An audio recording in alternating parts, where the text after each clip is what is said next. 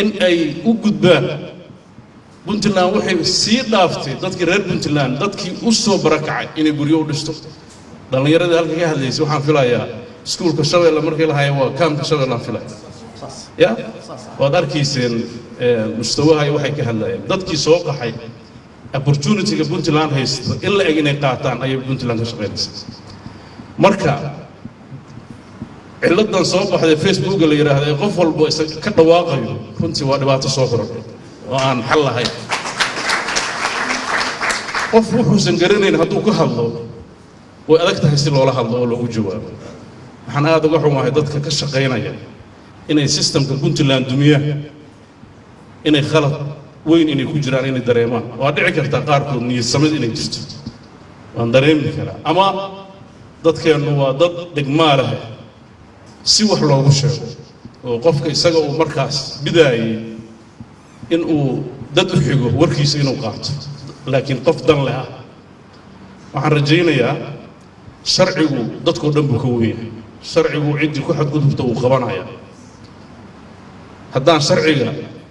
aan ka leexano dalkan ma jiraayo waxaan rajaynayaa dadka reer Puntland inay qayb ka qaataan adkeynta sharciga kala dambeynta iyo ka shaqeynta horumarka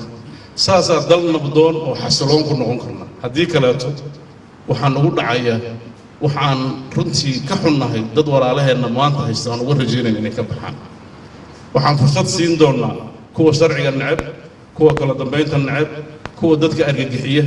kuwa dadka baada oo dila kuwa dadka ku khasba inaysan waxaysan raalli ka ahayn fuliya oo shabaab iyo wixii la halmaala waxa kaliya oo uga gudbi karnaa waxa weeye annagoo garab siinna sharciga iyo cadaaladda iyo ciidanka iyo inta ilaalinaysa horumarka dalkan iyo dadka arrintaas waxaan rabaa inay dadka reer Puntland si dhab ah ugu baraarugaan waxaan u baahannahay Puntland abaal uma heli karto in nidaamkeeda la burburiyo iyadoo ahayd hooyadii federaalka iyo Soomaaliya inay wax ka dhiso diyaarad waxaan wali u taagannahay inaan Soomaaliya wixii karaankeenna ah aan ku caawino aan ku dhaanno wixii aanan isku dhaaminna aan si wada jira u wada raadsano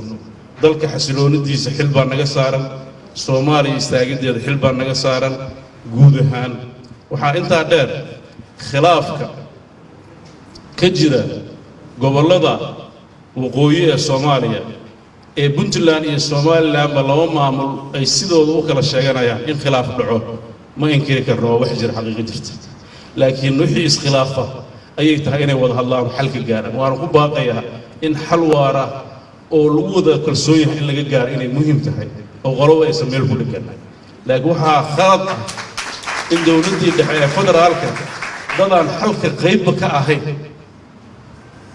ama qayb ka noqon karin inay tiraahdo xalliya ama qaarkood lagu tuhmaayo hurgumada taala inay qayb ka ahaayeen waana si darro arrintaas waxay u baahan tahay in dib loo eego waxaan aad aniga u garan lahaa dad baa waxay yiraahdaan war Saciido waxa uu dhacay nin degan oo fiican baa ahayd oo ninka hadduu runtu ka hadla ma xumaado ya waxaan la yaabanahay aniga dadka haddaan runta la isku sheego waxa la yiraahdaa wax ka xun oo been ah waa la isku sheegaa marka in runta la isku sheego caafimaad baa ku jira annaga warkeenu mar walba caadi yahay mana qarsoomayo ninkii isku daya inuu nidaamka Puntland hareer maro